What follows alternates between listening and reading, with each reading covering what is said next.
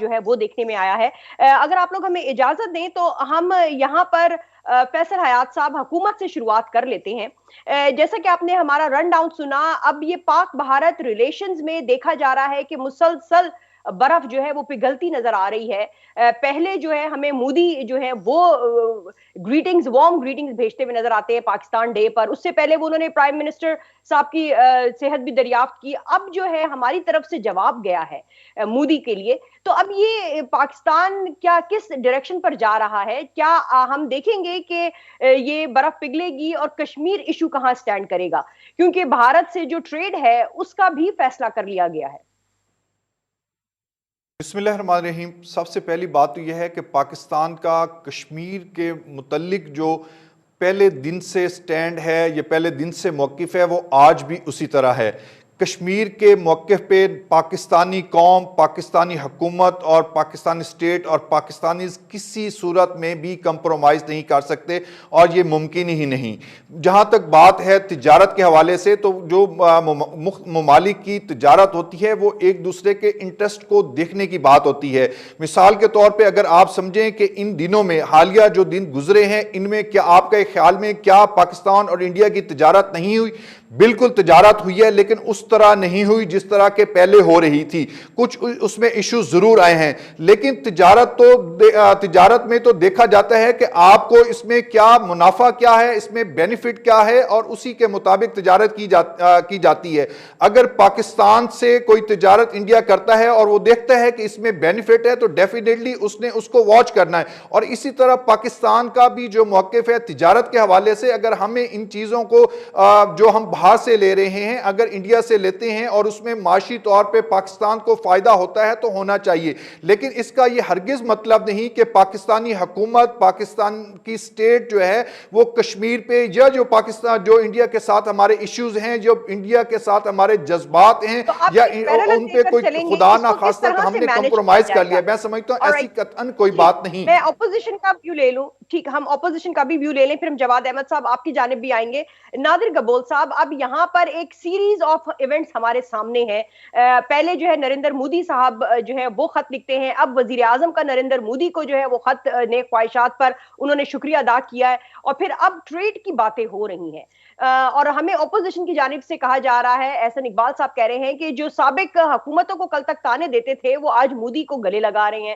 India سے cotton اور جو شوگر ہے وہ درآمد کرنے کی سمریز جو ہیں وہ ہوائی رفتار سے چل پڑی ہیں، اور وہ یہ بھی کہہ رہے ہیں کہ ملک کو بگاڑ کر رکھ دیا ہے، جنوبی ایشیا کے ہر ملک کی ترقی کی رفتار ہم سے زیادہ ہے۔ تو اب اس میں حرج کیا ہے اگر ریجنل پیس کے لیے، ریجنل اکنامک کنیکٹیویٹی کے لیے ٹریڈ بارڈرز جو ہے، میوچول بارڈر ٹریڈ جو ہے اس کو اگر سہولت دے دی جائے، تو اس کو پاکستان پیپلز پارٹی کس طرح سے دیکھ رہی ہے ریسنٹ ایونٹس کو؟ جو چین آف ایونٹس آپ نے گنوائے اس میں آپ ایک بڑا امپورٹنٹ ایونٹ بھول گئی ہیں۔ وہ مودی کے ری الیکشن سے پہلے عمران خان صاحب نے دعا کی تھی کہ مودی جیت جائے، کیونکہ ان کے مطابق مودی کے جیتنے میں پاکستان کا بڑا فائدہ ہونا تھا ان کے نظریے میں۔ تو کیا یہ فائدہ وہی تھا کہ کشمیریوں کے ساتھ جو اتنے مہینوں سے بلکہ سال سے اوپر ہو گئے کشمیریوں کے اوپر ایک لاک ڈاؤن ہے، ایک کرفیو ہے، ان کے اوپر تشدد زیادہ انتہا پکڑ چکا ہے، ان کے بیسک ہیومن رائٹس اگنور کیے جا رہے ہیں، اس کا نقصان کشمیریوں کا ہی ہے۔ پاکستان تو دیکھیں چلیں، جو پاکستان کا حال ہے وہ تو ہے ہی ہے، مگر کشمیریوں کے ساتھ جو ہم نے وعدہ کیا تھا، جو بھائی چارے کے ہم نے جو دعوے کیے تھے، کشمیری اس میں بیسکلی بٹریٹ فیل کریں گے۔ وہ بولیں گے کہ ہم نے 70 سال سے جو ظلم بھگت رہے ہیں، ہمیں آپ نے آسرا دیا تھا، پاکستان نے آسرا دیا تھا کہ آپ کا ہم کاز لڑیں گے۔ تو آج جب انڈیا نے ہمارے پہ آفیشیلی قبضہ کر لیا، دیکھیں قبضہ تو انڈیا کا تھا جموں کے اوپر، مگر اپنا ایک صوبہ نہیں بنایا تھا، انڈینز کو رائٹس نہیں تھے اس وقت کشمیر کے اندر پراپرٹی خریدنے کے لیے، جو کہ اب مودی نے کر دیا ہے۔ اب کشمیر کے سرزمین پہ کوئی بھی انڈین، کوئی بھی گجرات سے اٹھ کے یا چنئی سے اٹھ کے زمین خرید سکتا ہے، اور یہ کشمیریوں کے وہ بالکل قابل قبول نہیں ہے، اور ان کے زخموں پہ نمک چھڑکنے کے برابر ہے۔ تو سب سے پہلے وہ مسئلہ حل ہونا چاہیے، اس کے بعد آپ ٹریڈ کریں۔ آپ کیسے دشمن کے ساتھ ٹریڈ کر سکتے ہیں؟ کیا آنے والی کڑی پھر یہی ہے کہ آپ پھر اسرائیل کو بھی ایکسپٹ کر دو؟ मल्टी टास्किंग नहीं हो सकती, पैरेलल डीलिंग नहीं हो सकती, कि जो हमारे चैलेंजेस हैं, डिस्प्यूट्स हैं भारत के साथ, उस पर भी कुछ प्रोग्रेस होती रहे, और इन द मीन टाइम जो ये ट्रेड पॉलिसीज हैं जिससे कि 1.5 अरब लोगों का फायदा है। जवाद अहमद साहब, आपकी जानिब आते हैं, ये यहाँ पे जो आपने हुकूमत और ऑपोजिशन का पर्सपेक्टिव सुना है पाक इंडिया रिलेशंस के जो ये रीसेंट इवेंट्स हमारे सामने हैं, अब ये पाकिस्तान का भारत से मुज़ाकरात की जो मुकम्मल बहाली है, उससे पहले ही जो ट्रेड बहाल कर देने का फैसला है, उसको किस तरह से देख रहे हैं? देखिए, पहले तो मैं ये इस पे कमेंट करूंगा कि दुश्मन का जो लफ्ज़ है ना, एक्चुअली पाकिस्तान के साथ इंडिया की तो बहुत कम 2-4 लड़ाइयाँ हुई हैं, और वो भी बड़े स्केल पे 2 हुई हैं। उसके अलावा छोटी मोटी झड़पें होती रहती हैं।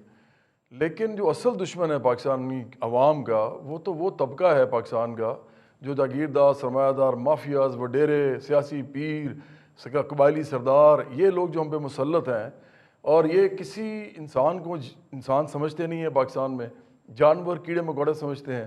17,500 मिनिमम वेज है यहाँ पे तो दुश्मन ये लोग हैं हमारे। असल में तो ये बात जो है पाकिस्तानी अवाम को अगर समझ आ जाए तो ये ईवानों का घेराव कर लें। लेकिन प्रॉब्लम ये है कि लोगों को जिस तरीके से वो कहते हैं ना, आप इंटॉक्सिकेटेड रखते हैं, मतलब उनको नशा एक तरह का अपने उनके ऊपर डाला हुआ है। वो किन चीज़ों से डाला हुआ है? वो सबसे पहले तो कश्मीर, इंडिया के साथ लड़ाई हमारी, उसके बाद मज़हब इस्तेमाल किया जाता है, वो चाहे इमरान खान हों, चाहे जुल्फ़िकार अली भुट्टो हों, चाहे वो ये नवाज़ शरीफ हों, ये अपनी अपनी जगह पे हर वक्त करते रहे हैं। अगर आपको याद हो तो मुनाफ़क़त जो है पाकिस्तान के अंदर, जो सियासी मुनाफ़क़त है, वो स्टार्ट अगर इन्हीं 3 पार्टीज़ की बात की जाए तो जुल्फ़िकार अली भुट्टो ने जब ताशकंद के ऊपर बात की थी, उस वक्त उन्होंने अयूब खान के ख़िलाफ़ एक बहुत बड़ा अवामी एक अपने लिए पैदा करने के लिए उभार जो है वो उन्होंने इसे बात कर दी। बाद में वो भी जो है कभी इस तरफ नहीं आए, वो हमेशा पीस की बात करते रहे। और जब ख़ास तौर पे जब हुआ है सकूत ढाका हुआ है, उसके बाद तो आपको मालूम है कि क्या हालात हो चुके हुए थे पाकिस्तान के। तो पाकिस्तान तो वैसे ही उसको लड़ना नहीं चाहिए, उसको तो अपनी इकॉनमी बेहतर करनी चाहिए। एक तो ये आप देख लें कि उन्होंने किया। फिर नवाज़ शरीफ कभी इनके खिलाफ बात करते थे जब पीपल्स पार्टी के खिलाफ उन्होंने वोट लेना होता था। उसके बाद इमरान खान आए, उन्होंने आके कभी मोदी को अपने दोस्त कहा, कभी उनको अपना दुश्मन कहा। अभी ट्रेड खोल रहे हैं, पहले ये नहीं खोलते थे। असल बात यह है कि देखें, पाकिस्तान के अंदर असल रियलिटी ये है कि लोग गरीब हैं, लोग बहुत ज़्यादा मजबूर हैं, उनके पास ना इलाज है ना तालीम है। ये असल हालात हैं, और ये इंडिया के भी हालात हैं। ये दोनों मुल्क इस तरह की किसी वो कहते हैं ना जुनून में जा ही नहीं सकते कि एक दूसरे से लड़े, एक दूसरे को तबाह करें, क्योंकि पहली तबाह इनकी तो आवाम दोनों की। तो इसलिए मैं तो समझता हूँ कि पीस की बात करनी चाहिए, और इनमें से कोई भी नहीं करता। ये अपने अपने टाइम पे मुनाफकत करते हैं। जब इन्होंने पॉइंट स्कोर करने होते हैं तो इंडिया के खिलाफ बात शुरू कर देते हैं, हालांकि अवाम का कोई ताल्लुक नहीं है जंग के साथ। और जब इन्होंने देखते हैं कि अब हम ठीक हैं और हम ट्रेड कर सकते हैं, इससे शायद हमें कोई फायदा हो जाएगा, तो ये उनके साथ दोस्ती करना शुरू कर देते हैं। असल में अमन की बात करनी चाहिए हर एक को।